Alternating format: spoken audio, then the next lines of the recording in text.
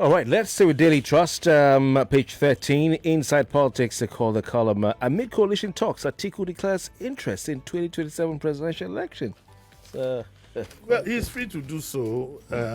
He's free to do so. And he says here that the story says that Atiku will continue to vie for the number one office in the land as long as he's alive and healthy. He's free to do so. And it's up to Nigerians, if they want to. Though personally, I think we've just about had enough of all these 40-doddies. Look at the Chadian president, very young and virile chap.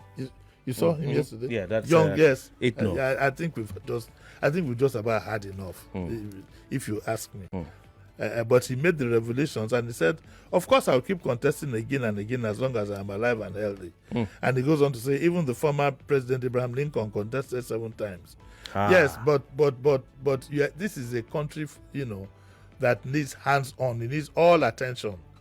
You can see how President Tinubu is being embarrassed over and over again by not paying attention to detail, which, in all honesty, is difficult for him at his age.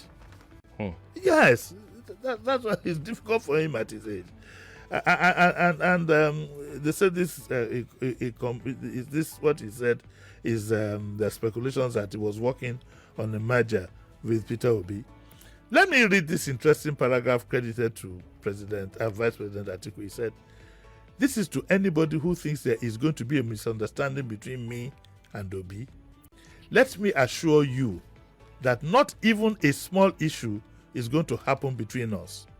Also, we are going to be behind anybody that will be chosen to represent us in the forthcoming elections." So he has an alliance with Obi.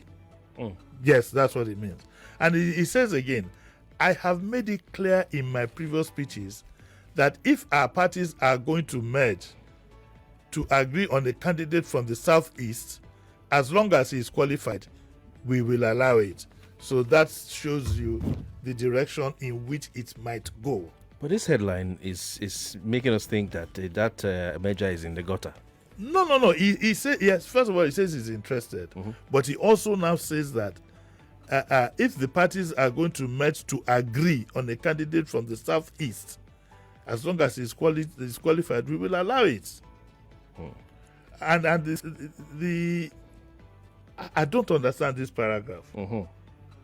It says the 77-year-old who will be 81 in 2027. Oh, okay. By the time he wants to contest in 2027, he will be 81. For the country's next elections, also spoke in the video interview about the current crisis on paper. Do you want a president? Do you want? We can't talk about age in this current dispensation because we don't know. We don't know what age our president is. I mean that. Let's flog that issue.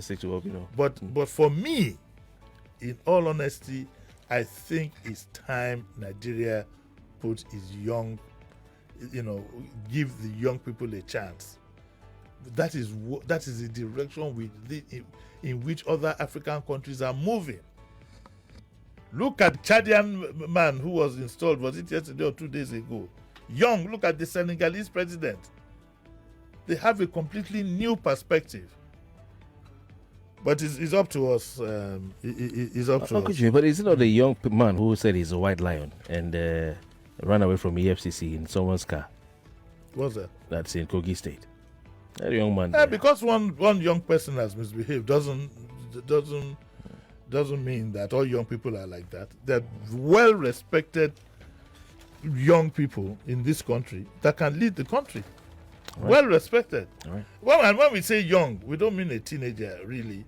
Anything between like 40 and 60 is fine by me. We have young people, I'm telling you one more time, we have young people who can lead this country. We can't continue to have pensioners, then we pick humongous medical bills. They're always flying out for one medical thing or the other. Atiku's doctors, to the best of my knowledge, his major doctors are in Dubai. We can't continue to have all this.